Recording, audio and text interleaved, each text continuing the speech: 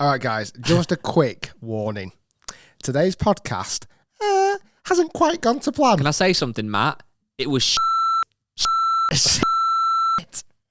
So we've had a few technical difficulties today. Just what's happened. Also, me and Guy have struggled to talk sometimes through this podcast. So we apologise in advance, but stay tuned to the end because I think we could make it up to you.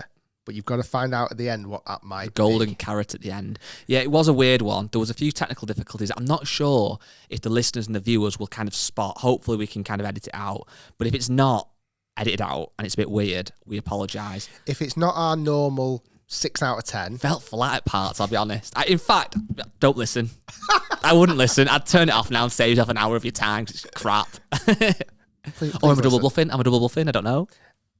We'll let you be the judges of Well, that. also as well, some of our hardcore listeners, Rick, pride themselves on being in the clubhouse. They wear it as a badge of honour. Now, like any relationship, there's highs, there's lows, there's good times, there's bad. If you want to be in the clubhouse, you have to listen to every second of every episode, even if it's not the best ever. I actually don't think this episode's as bad as you think it's going to be. Maybe it's not. But if you want to be in the clubhouse, you have to listen to it all anyway. Either way, let us know if it's good or bad. Tweet us, Facebook us, do whatever. Sit back and enjoy the calamity of errors that take place in this podcast. But we did talk about the Saudi Golf League. So, that's good. Interesting. Enjoy. This could be the start. What a morning. It's been... Started the start. This is the start of the Rick Shiels Golf Show podcast, episode 117. It's been stressful today, Guy. I know, and I've just had a foot-long subway, so I'm either going to be flying now or crash and burn.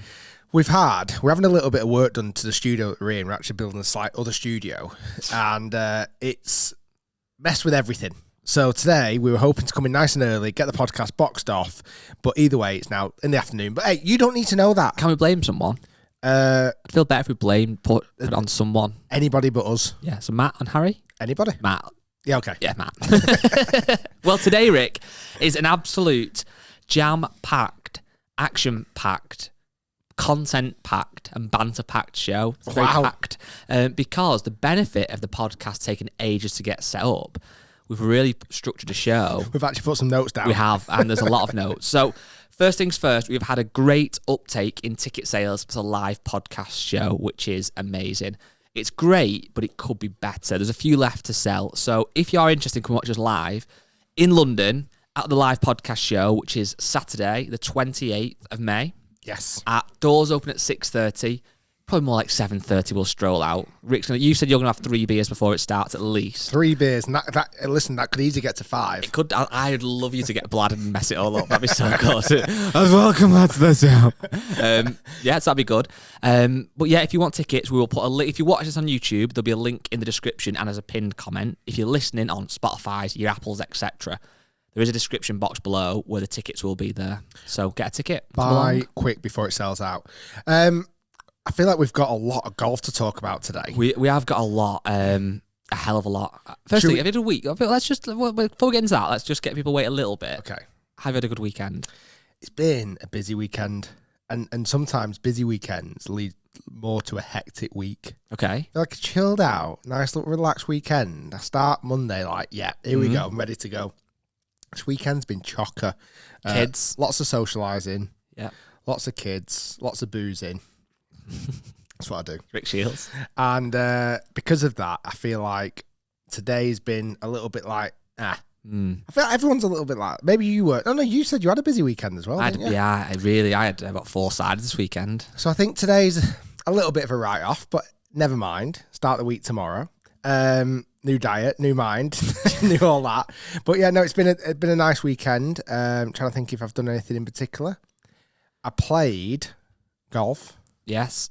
I played 3 rounds of golf on Saturday. Well, I think of the exercise and the fresh air making you feel so good about yourself. Slight problem with that. I did it at home, probably 10 beers deep. Oh, wow. So bought this new thing. Well, we've brought it to the office a few times. Oculus Quest 2. It's like a VR headset. Yes. It's unbelievable. And it's not an advert. It's not a paid post. I paid for the device. If Facebook want to sponsor the podcast, though, that would be great. Yes, please. Doing the podcast in the metaverse. But honestly, this golf game that's on it is ridiculous. So me and my mate who plays golf, he came round. They actually stayed at our house, the whole family. So there was 6 kids at our house at the weekend. They've got 3. We've got 3. 4 adults. Kids played, whatever, did what they wanted, wrecked the place. And we just drank and played golf, me and my pal. I'm not a huge gamer, and I had a little go of it, and weirdly, I'm a bit pathetic. I felt sick playing, but I can see the potential there, and I feel like in the future, if this keeps evolving, which I'm sure it will, obviously, it's going to be a strange world we live in. That's weird. My mate who I played with has just texted me. Fancy game tonight, mate? Trying to guess today's Wordle. But honestly, what's mad about it is like you're in it and you're in this VR world, and if you've not tried it before, I definitely recommend if you can get your hands on a headset, give it a couple of minutes in the game and you forget that you're in a game. Yeah. Like you think this is real world. It's so bizarre. Weird. We said this in a few years' time. It will literally be a case of people will be like, "Have you played Augusta?" And you're like, "Oh yeah," and it'll be like in VR, and it'll be so accurate and so real. Yeah. And then the other thing that you said, you've watched some YouTube on there. This won't be very far off now. I imagine the next 3, 4, 5 years, where you will literally be at the old course at Augusta, watching the golf in real time, as if you're literally sat in the grandstand. I even think for like things like football or F1, you know, all the sports that I'm into, badminton, you can imagine having these VR sets placed in the crowd, and suddenly you can turn to your mate. You and me have got VR headsets on, but we're not together, but we're at the same venue. And I can turn to you and go, "Hey guy, what's happening? Oh, did you..." The thing is, though, the world we live in right now. Obviously, we need social media for what we're doing and stuff, but it does also worry me. Like last weekend, not this one just gone, the one before, went to this like cool kind of like restaurant place in Liverpool, and next to us there was a group of like 4 lads who they looked like they'd been on one hell of a night. It's just Sunday, they'd had one hell of a night out, and they were sat there all absolutely dying with like gallons of water in front of them and soft drinks and stuff. And every single one of them was glued to the phone for about 45 minutes, not speaking. And you think, like, I'm sure the other night before they had a great night out and did speak, obviously, loads then. But if that was like 10, 15 years ago, the same group of lads would be sat there chatting about the night before and having and engaging. And now we're just, and I'm as bad as anybody. We're glued to our phones. If it gets to the point we don't have to even leave our house to go and play golf, it's going to be weird. I bought it as a way of figuring out what the future may hold for a device like this. Yeah. Like, even just chatting, I brought it into the office and we've all had a little go of it. I feel like the potential is incredible. I don't quite know what it's going to lead to yet, but it could lead to like VR golf lessons. It could be VR meetups. Like I could have a challenge against another player from around the globe, whoever that may be. I almost think as well, there's a setting on it now. I found this out the other day. You don't even need the remotes. You can put the remotes down and it can see your hands. Oh my God. Even if like you're moving your hands, like it'll almost see you holding a golf club. Yeah, it's madness. But anyway, that's all I did this weekend. So I played 3 rounds of golf on VR. Chopped it still played terrible. Still couldn't chip or putt. But anyway, that's accurate then. I tell you what's weird though. So yesterday I went to a little baby's first birthday party with my wife, and it was some of her friends, or my friends as well now, I should say. And one of the dads there, he likes his golf, plays golf. So our standard conversation always goes towards golf. And he watches the channel. Nice. He's a loose fan, I would say. But what was really funny was... I feel like that's the dig. No, like he was a fan, but he's not like an absolute hardcore, like watch every video. And he was saying that he'd watched the Costco ball video. So everyone listening hopefully watched that last week, those Costco Kirkland V2 golf balls that were very good. And what was weird about it was, he completely, again, that's why I said he's a fan, respects what you do, etc. One of the things he said to me that stood out was, were they actually that good? And somebody else said that to me again the other day, I can't remember who it was now. But what's weird is people aren't for 1 second questioning like you, but it's almost like they still can't quite believe it. And I was like, yeah, I said, truthfully, I said, I rolled a few putts with Rick. They feel like a Pro V1. I was there for all this testing. The data was obviously what you saw. The durability was fantastic. They were literally that good. Yeah. And people still not doubt it, but they almost still can't believe it. It's that line, and they can't believe it. Yeah. So I'm part of a lads WhatsApp group, the lads who I went and played JCB with when I won my trophy. Oh yeah, last year, no big deal. And even a couple of lads texted me in that, like, was that Costco ball that good? Yeah. I'm going to Costco. I'm going to go and buy like 3 dozen of those golf balls now. And some of the stores, and I don't know if this was influenced from the video or not, some stores have like pretty much sold out of those Costco golf balls. Well, the thing is, for £1 a ball, this is what you got to remember. Like, if you play golf with the Pro V1, whatever it might be, TP5, and it's quite literally pretty much £4 a ball. In this wet weather now, it's plug-in, etc. If you're losing 3-4 balls around, it is expensive, isn't it? It's the first time, and I've tested a few Kirkland balls before, it's the first time that I couldn't really give it any negative feedback. Well, yeah. Across the board, it ticked every category. What's interesting, though, is there must be a golf brand making them for Costco. 100%. There's no way that, obviously, we know it costs millions of dollars to set up a golf ball plant to make a good golf ball, the R&D that goes into it. So they can't be doing that themselves. I just can't believe it. So who is it making them, do you think? But so many of these golf brands actually use a golf ball manufacturer to make their balls. So it's actually more the manufacturer that maybe comes up with the technology or has certain patents or whatever it may be. So when they run out, someone like, I mean, why can't we go to one of those manufacturers as a Rick Shiels golf ball? That's a good idea. And kind of go, right, this is roughly what I'd want. Have you got any patents that we can buy and make that golf ball? And go, oh yeah, we can do that for you. Watch this space. 99p a golf ball. Yes. We're going to undercut Kirkland. And it's been designed, it can't go left. Just curls off, little slight Just a little fade. tiny baby fade. Yeah. Goes 280 every time. I'd like Perfect. That. But also, the other thing on that as well, and as I'm saying this now, I've lost my train of thoughts, bear with me. I think I'm losing it. Balls? It was about balls. Okay. Yeah. That's it was, that's really frustrating. Do you ever do that? Loads all the time. I've not done it for a while on the podcast, though. I'm going to keep talking, hope I can think about what I was going to say. I had it again. What the heck? I literally, as I was about to say, I had it.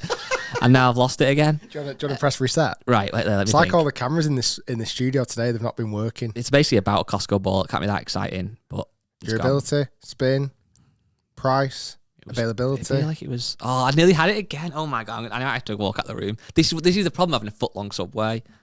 It's too much, that isn't it? A foot-long meatball marinara with cheese. Meatballed as well, coincidentally.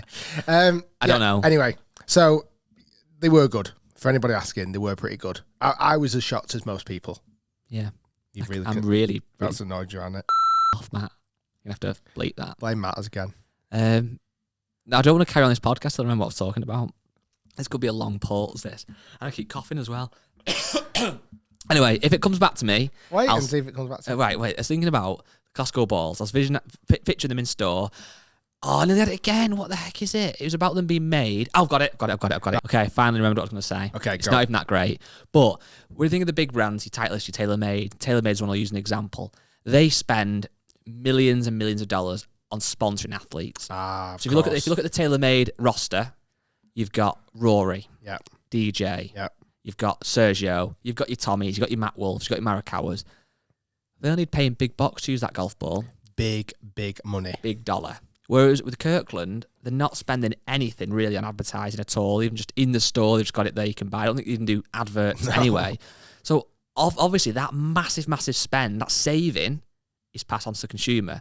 So although it seems a very cheap £1 a golf ball, which it is, when you think about it, it does actually kind of make sense. Yeah, because they've saved costs elsewhere. But it's not only just Kirkland, like Vice golf balls like that as well. There's a lot of these brands now, isn't there? Yeah, I've tested a few now that are like, because they don't spend all this money, like you say, sponsoring athletes. Because I really like the Bridgestone ball, but the Bridgestone balls are expensive because guess what? They've got to pay Tiger Woods. They've got to pay Matt Kuchar. They've got to pay Bryson DeChambeau. Yeah. Like, that's not cheap to pay for that type of player. So, anyway, long story short, it's a decent ball. And what I like about ball reviews typically is if somebody ever wanted to try a driver, you know, if I did a review of a driver, and like, oh yeah, that looks good, that's right up my street, to be able to actually test it or buy it is an expensive feat, isn't it? Yeah. 400 or 500 quid. Where for golf ball, it's like, yeah, go on then. I'll give it a go. Because like 2 dozen there was 24 quid. That's pretty good. It's not breaking the bank. No, it's just a worth trying or whatever it may be. Anyway, in more pressing news. We've got some huge news that obviously today we're recording, this is Monday. This will be out Tuesday. We may put this podcast clip on YouTube today on Monday anyway. But the SGL, this kind of Saudi golf league. The breakaway league. The breakaway. Well, this kind of started for us just over 2 years ago. So there's been a couple of these breakaway leagues been spoken about recently. And the first of which was the PGL, the Premier Golf League, that we did kind of an exclusive interview with Andy Gardner, who was kind of the CEO and the front man of the PGL. And if you think back to that was very much this kind of, again, a breakaway league that was going to be a more like an F1 style format. We'd have individual tournaments, but there'd also be teams as well. Within that, it was going to be 54 holes. Every player would make the cut because there would be no cut. And it was all designed really to make golf kind of more accessible and, well, more fun to watch. That's the thing. It's more fan-focused. Mm-hmm. Because from a viewing experience, I don't believe what's currently available right now is the best viewing experience. No. And I would probably say, I'd go as far as saying, probably most people think that way. Yeah. I will typically sit down and thoroughly enjoy and look forward to sitting down to 2 tournaments a year. The Open and the Masters. Yes. And the Ryder Cup, to be fair, when it's on. Everything else, like the Genesis Open this weekend, nothing against the event. It's an amazing golf course, Riviera. Tiger Woods basically hosts it. It looks glorious. I watched, and I'll be honest, I forced myself to watch the last 45 minutes I did. I went on the app and I saw the leaderboard. And I was like, oh, that's quite interesting. That could be quite spicy. And I flicked it on. Mm-hmm. But that shouldn't be the way that the end of a tournament should finish. It should be so much more coming to a kind of climax. It should be so much more focused on the element of this is the final result. So a lot of these leagues like Saudi Golf League, Premier Golf League have come up with this kind of concept, so to speak. They're very similar to each other, by the way. Come up with this idea that they are designed on making it more friendly for the fan. Well, that's the thing. So there's been quite a lot of confusion around this, and I understand it. So they are 2 separate entities. So the Premier Golf League that we obviously again had Andy Gardner on the podcast. That's kind of not been spoken about as much for a while, really. But what has really hit the kind of headlines, and we've seen so much more of in the last probably 12 months, is this Saudi Golf League or SGL Super Golf League. I'm not quite sure. We do see it as SGL for Saudi Golf League. They appointed Greg Norman as a CEO, and they've obviously had some very in-depth conversations with a lot of the world's best golfers. I think all of the world's best golfers, in fact. And a lot of players very early on, even when PGL was the first thing, a lot of players took either a strong stance on it, someone like a Rory McIlroy. It was over 700 days ago. Apparently, he said he wouldn't play. Wow. From the off, said, no, not for me. I'm out. I've got nothing involvement in it. My alliance is with the PGA Tour. And I feel like he is very much the PGA Tour's kind of poster boy. I feel like they've kind of maybe got him on side to go, we need somebody to be able to be a spokesman almost for the PGA Tour, because that's what he sometimes comes across as, which is great for them. Yeah. On the flip side, certainly in the last 3 months, there's been a lot of conversations with players like Bryson DeChambeau. Obviously, we had him on the podcast. Phil Mickelson, Dustin Johnson, Lee Westwood, Adam Scott. A lot of players, big named players, some that are still very, very big name in the golf game, and some of them maybe towards the latter end of their careers, maybe contemplating the idea of something new. Well, that's maybe looking at an option to go and move to a breakaway league. Yeah.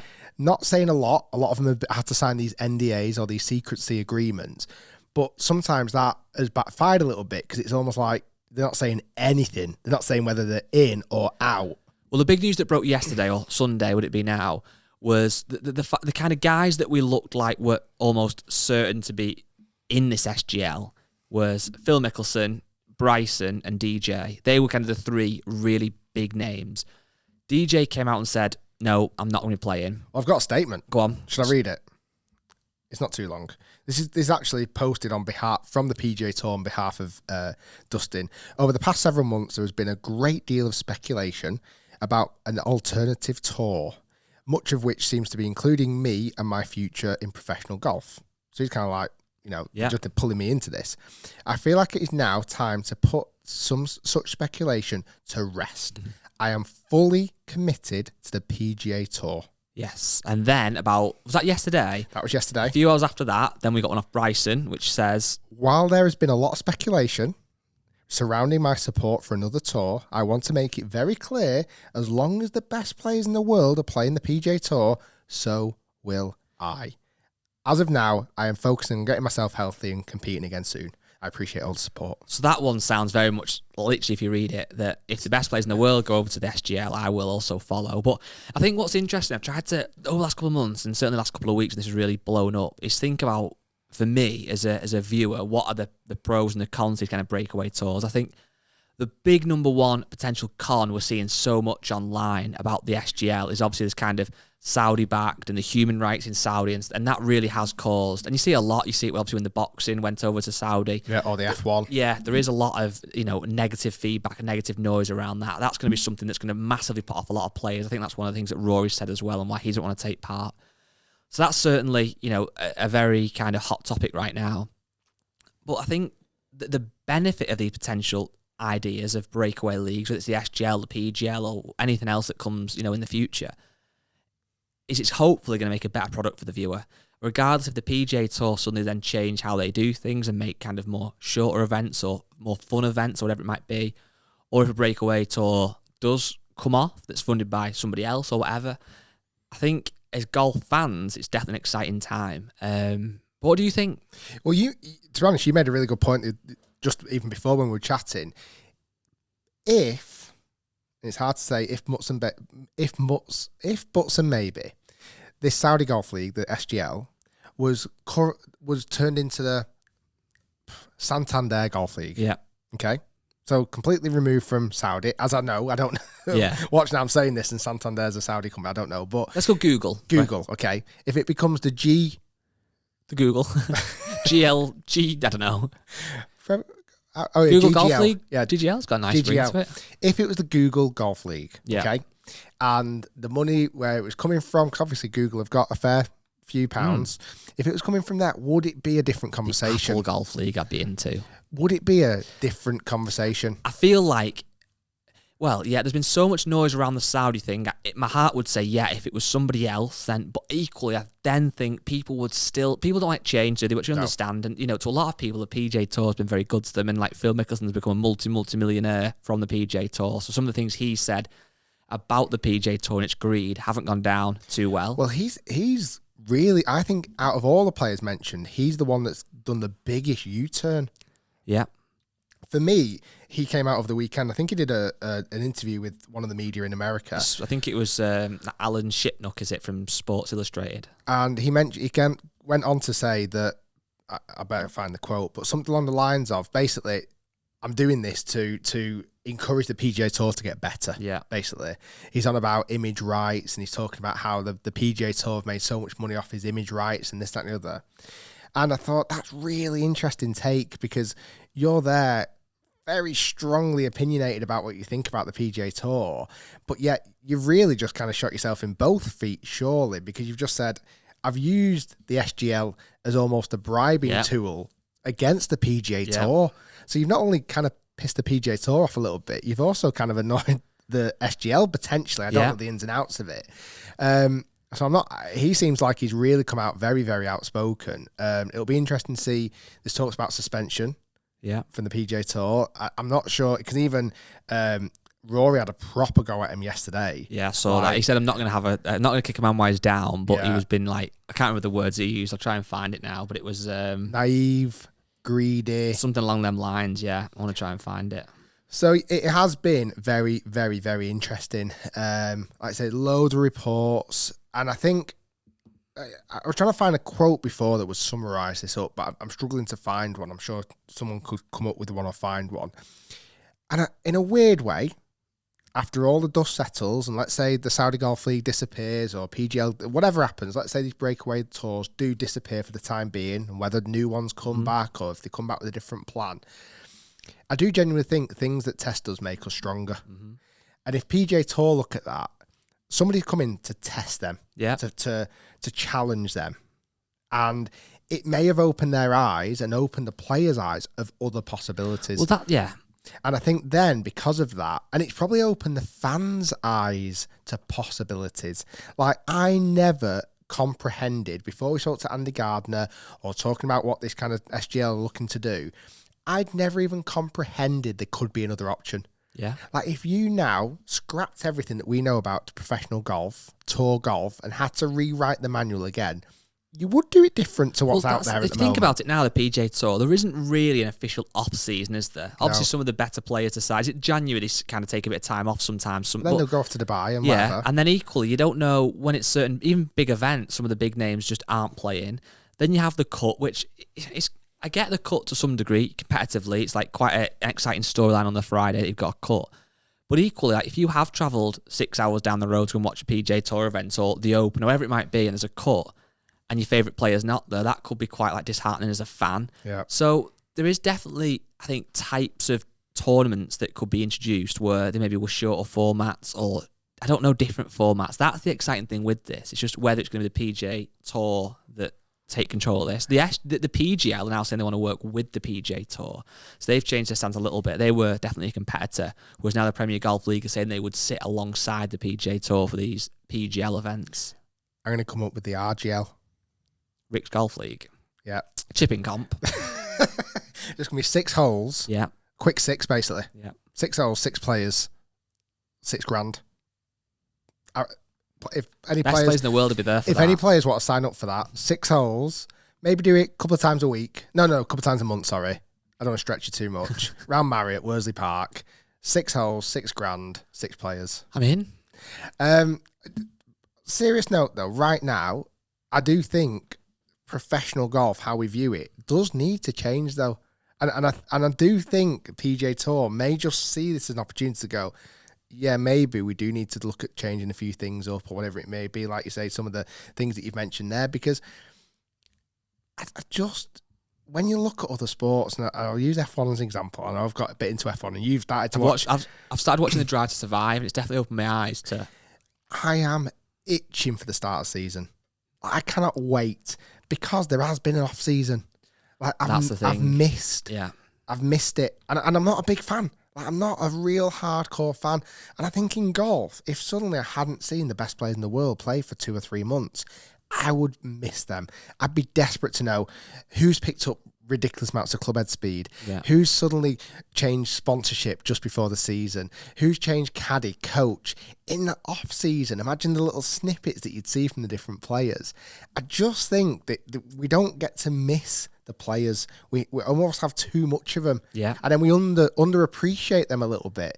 So, and I think the players, I mean, it's obviously up to them.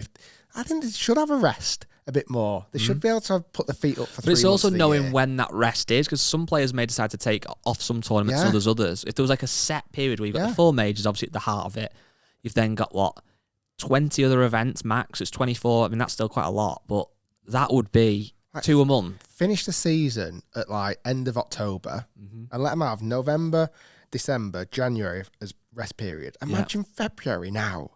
Or with the new drivers, I'd be desperate to know, like, and in that off season, I honestly think you'd see more changes, more developments. Yeah. A bit like what we saw with Bryson through lockdown. Remember? He came back as a beast. Like Bryson did that because he had time off to do it. A lot of players don't have this time off to change and really kind of make some significant gains if they wish to. They have to take time off because otherwise they've got to keep playing in tournaments. Well, that's the thing. As I said, there's lots of different kind of opinions on this SGL, on the PGL. Some for it, lots against it. But it will definitely be interesting, like you said, to see where this goes the next month, the next 2 months. The SGL may still go ahead. Who knows? There's lots of talk today, and I've even seen Rorys come out and say it's dead. Yeah, that's it. Well, I'd be interested to see if it is. Yeah, and it has to be a good thing. The fact we're talking about it and how golf can be a little bit more fun to watch, it has to be a good thing. Weirdly though, and I want to touch on this a little bit. I wonder if because there's been more talk of golf is benefiting now in February. So, for example, we're not going to give loads of data away. We're having our best February ever to date on YouTube. Fact. Even on the podcast channel, fact. When we go down to driving range at the moment, they are packed. Yeah, there's a queue at Trafford every time you go. They are packed. That's not normal February. What do you think that's because of? I don't know. There's got to be something. There's got to be a reason why right now at the moment it feels, and we track other YouTube channels and everyone seems to be gaining traction and everybody seems to be doing well in February, where typically February is the worst month of the year for golf YouTube. Interesting one, isn't it? I just think there's something like, is it becoming a bit more because of all this talk? Is it getting more time on mainstream media? Is it getting more time on Sky Sports News, for example? I don't know if it is, but I just feel like there's definitely something. One thing as well that I'm really keen on seeing, and we can talk. I can't wait to see what Netflix do with this kind of Drive to Survive series for golf. Well, that's the thing. So I'd never watched Drive to Survive. I'm not an F1 fan at all. Didn't really get it. Wasn't interested at all.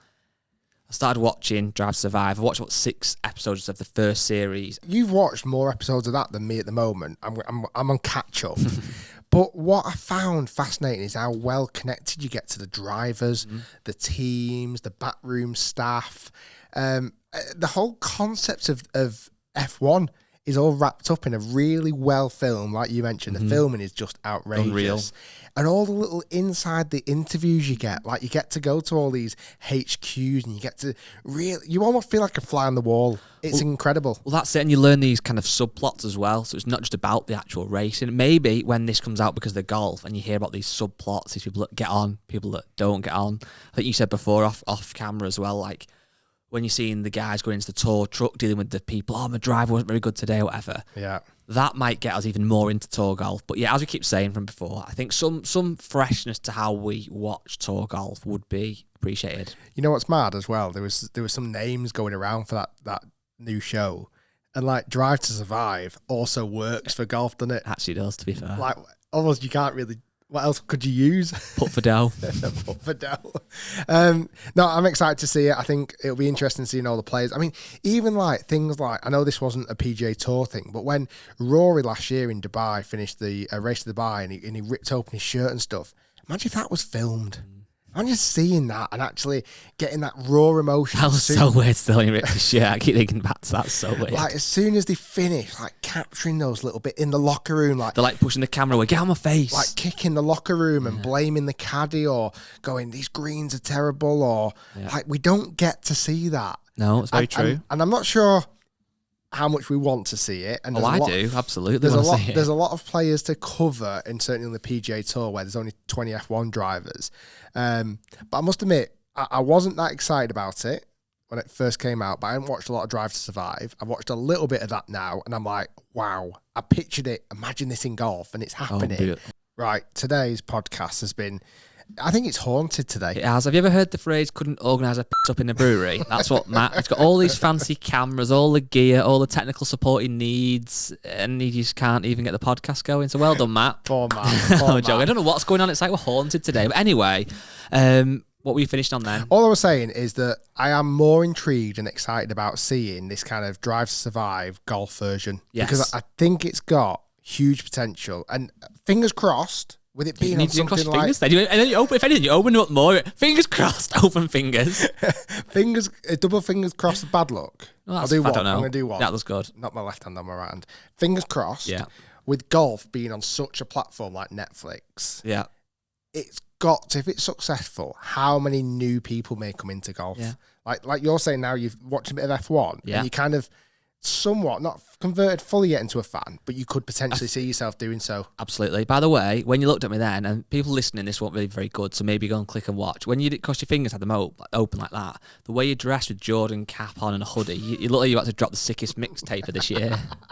I'll just like wearing my cap. You know what? Actually, speaking of rapping, there's a very good Louis Theroux documentary on last night. Again, another one about Florida rappers. So it was very good. Anyone listening that wants to watch that, I'd highly recommend it. I'm a big fan of Louis Theroux. You educated me a lot this morning on Jamal Edwards. Oh yeah, that was a really sad story. Massive YouTuber in the UK, had a huge YouTube channel that was instrumental for getting people like Ed Sheeran kind of so well known. I can't believe I didn't really know. I was really into him, yeah. And he unfortunately found out that he died, which is terrible. Only 31, illness, same age as me. But a YouTube pioneer who kind of massively kind of got well known in more the public eye as well. Yeah. Well, bringing like new talent into the rap industry. And like some of the videos you showed me, I can't believe I wasn't into it, because I think I'd have loved them back in the day. Anyway, so I've got some amazing questions from our fantastic podcast group. So I've said this before and I'll say it again. If you're not a member of the Rick Shiels Golf Show podcast Facebook group, what are you doing? Shame. And don't say, I don't use Facebook. Mark Zuckerberg's a lizard and all that stuff. Yeah, he is a lizard, maybe. People think he's a lizard. Have you seen them theories that Mark Zuckerberg? No, honestly. I sometimes think that you're somebody that is so like down with technology, and other times I think you live under a rock. I'm a boomer. Right, so type in Google Mark Zuckerberg. You are a boomer. Lizard. Lizard King comes up. Dad of 3. Look how much comes up. Like all them like memes of being a lizard and stuff with lizard eyes. Oh, what the hell? Yeah, Mark Zuckerberg is a lizard. That's a YouTube video. Anyway, Mark, you're not if you're listening, I didn't say you're not a Zuckerberg. You are a Zuckerberg, but you're not a lizard. Well, he's the guy that made that a VR headset I was talking about this morning. Well, he didn't morning. 5 minutes ago. It felt like yesterday we were talking about that. He didn't. He bought it. He bought Oculus. Well, but anyway, whatever. He has made a website though called Facebook. Have you ever heard of Facebook? It's really good. You go on it and you can, what does my mum always say? She said, she doesn't say somebody added me as a friend. She had something really weird. What is she saying? Anyway, this is a strange podcast today.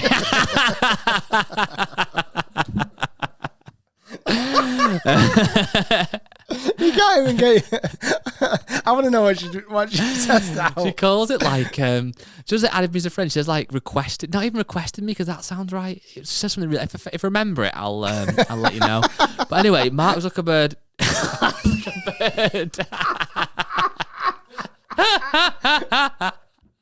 Mark Zuckerberg. Mark Pigeon. He made a website called Facebook. Basically, you can set up a profile, it's free. All you need is name and email address. And once you've got a Facebook account, you can join the Rick Shiels Culture podcast group. Wow, there you go. So we've got some fantastic fans on there. We have, and they've asked us some fantastic questions as well. So I've picked out 5 of my very favourite. The first one is from Kevin. He says, Rick, he didn't actually say Rick, but I've added it in for effect. Rick, would you rather make a great quality content video that gets 1 million views or a clickbait video with 3 million views? Oh, that's a good question. It is a good question, hence why I picked it. Views are good. I think I know the answer to this. I don't know if you know. To be honest, a quality video with 1 million views. Yes. Because for me, if it's a clickbait video with 3 million views, typically, let's say it's a 10-minute video. But also, what do we determine? Oh yeah, let's actually get this right out of the table right now. Yep. We get accused. I'm gonna whap it out of the table. We get accused quite a lot. Mixed morale. I wish of clickbait. Yeah, and I hate that term. Yeah, because clickbait is when you have been tricked, misled wrongly, like absolutely wrongly. You've clicked on a picture and picture this in your mind. There's a picture of 2 watermelons on the screen. Yeah. Okay. Yeah. Okay. Talk to me. Keep talking. Slightly blurred out. You get metaphorically. Yeah. Right. And it's like never been seen. ... Right. Yeah. You go in. Oh, okay. I'll click on that. Why not? Nobody's home. Click. Mm-hmm. And suddenly, on the headset VR, the melons have gone massive. Suddenly, it's a picture of somebody boiling eggs in a random kitchen, saying, "Hi, this video is about how you can poach an egg." Okay, yeah, great. That's clickbait. Yeah, so I came for melons. I got eggs. Yes. Where I think more that what we do is make a topic, a title, a thumbnail intriguing to click, but it's not, absolutely not misleading. Well, that's the thing. There's actually different definitions of clickbaits. One of them, which I think is is that content whose main purpose is to attract an audience, attract attention and encourage visitors to click on a link or a website. So I would say that is what we do, actually. Yeah, well, yeah. But there's then it says on other bits, otherwise misleading. So the example I always use to people when people ask me about clickbait, because that's all the time. I'm walking down the street to go to Tesco and someone's like, you're a guy, aren't you? I go, yeah. I go, talk to me about clickbait. And I sit them down, so sit down on the gravel. And you pull down like and I stand it like a school teacher, and then I put on a notebook. Put on this VR headset, yeah, and I'll talk to you about clickbait. And the example I always use is, imagine Rick Shiels says, I'm quitting YouTube. You click on it instantly. You think, yeah, quitting. And the next thing he goes, today, guys, I'm reading a new Pro V1 at the Marriott Worsley Park. That's clickbait. It's pure misleading. So we want our titles to be enticing, to be, attractive to click on, but the content has to match. So I think in my eyes, with that question, the 3 million versus the 1 million, if it was someone said you get 3 million views for an illegal golf ball that only flies straight, or 1 million views where you play golf with like a tour pro, it's a really nice video, you'd probably say 3 million views with the ball that flew straight. Oh, I thought you were going to say the other way around then. No, because as long as I've... Oh, okay, so it's still real people. It's not like, yeah, okay. I think the one time, and you don't actually see dislikes now on YouTube, which I don't fully agree with. I think you should still see dislikes. If it was a 3 million viewed video, yeah, and I think this is probably a better way of distinguishing it, that had a lot more dislikes than likes. Yes. Well, then no, because people have disliked it because it was misleading. It was clickbait, the bad definition of clickbait, right? Or if it was a 1 million viewed video with like 99.9% likes versus dislikes, well, then yeah, I'm going for that one. If I can get the 3 million video to 92% likes, I'll take that every day. Good. Another question there from Stuart McDonald. It might be controversial, but not intended. When the team sit down to brainstorm to make a new and original content idea, does it annoy you that a couple of weeks later, does it annoy you, or do you take it as a compliment when a couple of weeks or months later, another content creator copies it or does the same thing but adds a twist? For example, the golf bit of challenges and there's somebody else now doing them with a different second-hand supplier. Somebody's ripped off the golf bit of challenges? Yes, I believe so. How dare they? How dare they rip off an idea where people go and buy something second-hand and challenge each other to do so? Because that was completely our idea from the off. Well, that's the thing. Like, I don't know if it was. It was, but it might have been done in another genre. Oh, 100% it's been done in another genre. Yeah. No, but that's the thing. It's like, for me personally, I'll be honest, because obviously part of my role with you is to think of these video ideas. When you see somebody a week later, a month later, 2 months later, or normally 3 weeks later or a week later, or whatever, copy an idea, it is a little bit frustrating sometimes, but it is just because it's a good idea. Yeah. We take ideas from other people, from other industries as well, and to put our own spin on it. So you have to always be looking. I think the one thing when we've taken ideas, we'll typically acknowledge the person we've taken the idea from. Yeah, they walk past and just nod. Right? Just acknowledge him. Thanks for the idea. No, like Cobra F9S. Yeah. Like, and also the rangefinder, the mobile launch monitor. They were both Simon Smith's ideas. And both times we gave Simon, thanks so much, appreciate the idea. I know we stole it from you, but link in the description. I think this is a nod of kind of like, yeah, okay, hands up. This is not my original idea. I stole it from Rick Shiels, but it's made a cool video. I'm going to try and do it myself. Yeah. Or even if they were like testing my theory. All right, Rick said this ball went straight, but do I think it went straight? Rick's known to be a liar, so let's see if it works. There you go. Yeah. So, but yeah, it's one of those things. It's YouTube. It's the way of the land. It happens in every single industry. You look at Mr. Beast doing Squid Game video. Yeah. So many creators have done Squid Game video. Yeah. But as long as Mr. Beast has made the best one that's got the most views, he's happy. Did he copied Squid Game? There you go. There you go. So yeah, no, 100%. So I think. Yeah, I think if it's super, super blatant and there's no kind of acknowledgement, then it's a bit naughty. But if there's a bit of a, okay, yeah, I got this from you, then I can live with that. Mac Thomas has said, why do some golf brands struggle to make the leap into the premium category? Cobra, for example, have made great drives over the last few years and now seem like a real premium driver option. Why do other brands with great equipment like Tour Edge struggle to do this? Probably pedigree. So players using it out on tour definitely helps. Even though I don't think it influences buying patterns, I do think it influences the perception of the brand. Drives interest and perception, 100%. And then pricing. Like Tour Edge, I can't remember the price on Tour Edge, but is it premium or is it not? Well, this is a difficult thing for price. It's not cheap, but you can't really win as sometimes a new brand, or not even a new brand, or a brand that wants to establish themselves as premium. Because if you charge a premium price point, then why are people going to pay for your brand over the more established brands or more desirable brands? If you charge cheaper to tempt people in, you can be perceived as then not being premium. So one that really interests me is at the moment, Wilson is selling their golf ball, the staff one, the Tour, staff, whatever it's called, staff model, where they do that raw version and the kind of normal gloss one. We've tested before, it's a decent golf ball. And I'm sure American Golf, they're either 40 quid or $44.99. So they're literally right at the price for Pro V1. And speaking to some of the staff the other day, they were saying that they're not really selling any at all because who would buy them over Pro V1, over TP5, over Strixon? And I agree. But equally, that ball, although I might not buy them, it kind of gets my attention more by being that price. If it was 30 quid or even 34.99, I would naturally perceive it as being worse, which is maybe bad. What about if it was like £55 a dozen? Well, if it was dearer, then again, that's another conversation. You might be almost more inclined to buy and say it must be better. We are a program like that, aren't we? I think the brand that almost accomplished this feat from the off was PXG. Yeah, because they went so dear. Yeah. But now they've come down again. That's what I'm saying. From the off, PXG, I'd never, ever, ever in my life as a golfer have seen a brand hit the scene and so quickly become so desirable. Didn't they? I mean, from nowhere, like all my mates who played golf for years all wanted PXG. Like we got influx with messages from fans going, please test PXG, please test PXG, because it was that interest, wasn't it? Like people wanted to know if they've brought out a driver that's £1,000, that surely has to be better. Or if it's not, why is it selling for £1,000? In which case, I want to try it anyway. And also, the brand were very brash. Bob Parson was very brash in his marketing, coming out and saying this is the best driver. Period. Like that's it. Like no questions asked.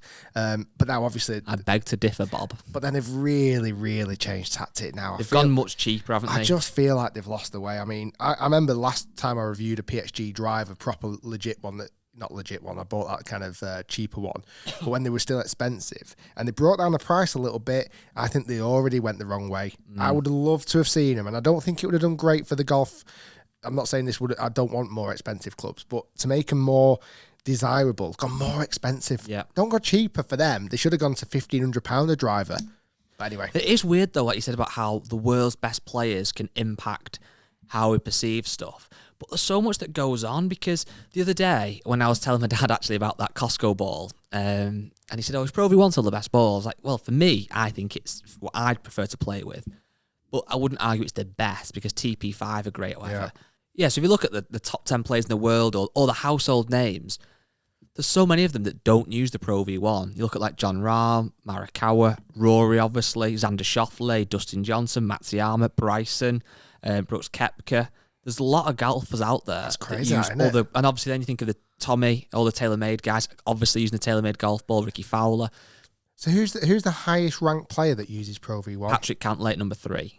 So he's number 3 in the world. So they have still got presence up there. It's not, they still have got and they will have a lot of tour presence. Pedigree, isn't it? Well, but also it's the fact it's so much more mixed around now. So if you were starting golf as a new golfer, like during lockdown, let's just say, and now you're really getting into equipment and watching reviews online, would you still perceive Pro V1 as the best? I don't know if you would or not, because why would you, if you know what I mean? Yeah, if you came into it more recently. If you came into it now, you looked at the big names that you follow, there's such a mix. True. Whereas I feel like, even though there was other balls when I was growing up, the Pro V1 marketing for the last 20 years has been so strong. Yeah, so consistent. It's hard to almost get out of that golf ball. It's almost a bit like, do you remember when Bubba randomly started using Volvic? Yes, that was weird. Randomly. It was obviously he paid squillions to play Volvic, and it lasted very small period of time, and he went back to whatever, a Pro V or whatever he uses now.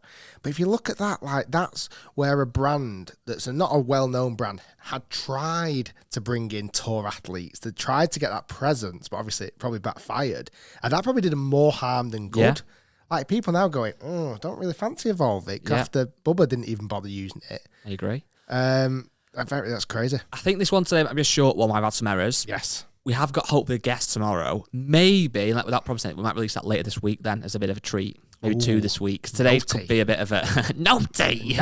Today's been a bit of a weird one. So thanks for everyone listening. Sorry it's been weird. If it might not come across weird, it might come across great, but I feel like it might have done a bit weird today. Either way, we respect you. We thank you. And we apologise. We're really sorry. And don't forget, it's Matt's fault.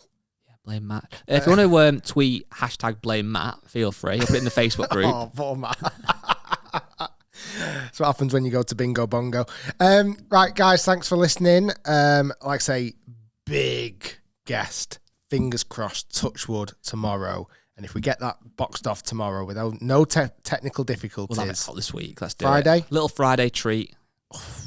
Yes. That is good for And if it's not the Friday, just tweet Rick and say what happened to your guest and just pester him. And I'll tag the guest and say, this is what happened. And then Tiger will say, get lost, Rick. I'm too busy.